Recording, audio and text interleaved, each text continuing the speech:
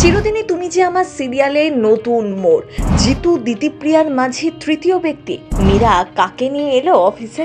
এবার অপর্ণার সাথে এই ছেলেটারই বিয়ে হবে। তাদের সম্পর্ক দেখে রেগে আগুন হবে আর্য। ধামাকা পর্ব আসতে চলেছে। মীরার চালে ফেসে যাবে অপর্ণা। এই নতুন নায়কটিকে মীরা যে কোনো না কোনোভাবে প্যাচে ফেলার চেষ্টা করবে নায়িকাকে।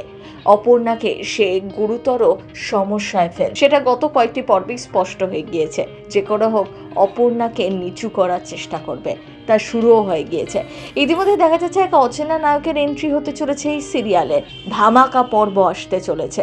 আর্য আর অপর্ণার সম্পর্কের ভাঙন ধরাতে অফিসে এক নতুন স্টাফকে অ্যাপয়েন্ট করলো মীরা। কিঙ্কর আর্য অপর্ণার সাথে ওই লজে এইভাবে রাত কাটানোটা কিছুতেই মেনে নিতে পারছে না। সেই জন্য সে আর্যর কেবিনে এসে তাকে যা খুশি তাই বলে।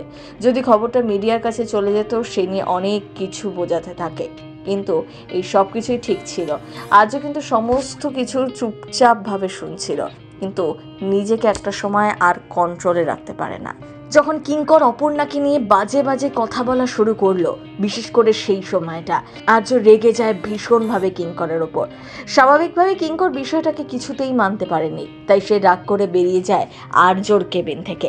ওদিকে আর্য আবার মন খারাপ করে বসে থাকে। সে বুঝতে পারে কিঙ্করের গায়ে হাত তুলে সে ভালো করেনি, তাই সে আর কিঙ্করের রাগ ভাঙানোর জন্য নিজেই কিঙ্করের প্রিয় চিলি চিকেন ও ফ্রাইড রাইস নিয়ে আসে।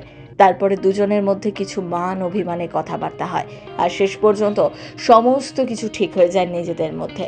আর্য কিঙ্কর একে অপরকে জড়িয়ে ধরে। কিঙ্কর নিজে আর্যকে খাইয়ে দেয়। ওদিকে অপর্ণা তো এখন এই পৃথিবীর সব থেকে খুশি ব্যক্তি।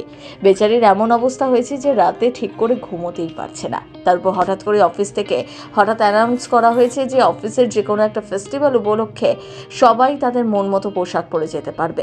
স্বাভাবিকভাবেই এই খবরটা জানার পরে অপর্ণার খুশি তো একেবারে 10 গুণ বেড়ে যায়। তবে অপর্ণাকে কিন্তু চোখে চোখে রেখেছে তার বাবা। যদি অপর্ণা সবটাই বুঝতে পেরে যায়, সে তার বাবাকে ঠিক সেইভাবেই বোকা বানিয়ে দেয়, যেমনটা সে আর্যকে বানিয়েছিল। আর এবার যদি বলি মীরার কথা, এই মুহূর্তে রেগে পুরো আগুন হয়ে রয়েছে।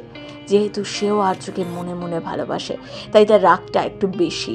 তার উপর যখন সে এটা জানতে পারে অফিসের যে কেউ যে কোনো ধরনের পোশাক পরে আসতে পারে, তখন সে মনে মনে একটা প্ল্যান করে নেয়। সে ঠিক করে নেয় অফিসের সমস্ত প্ল্যানটাকে বিগড়ে দেবে।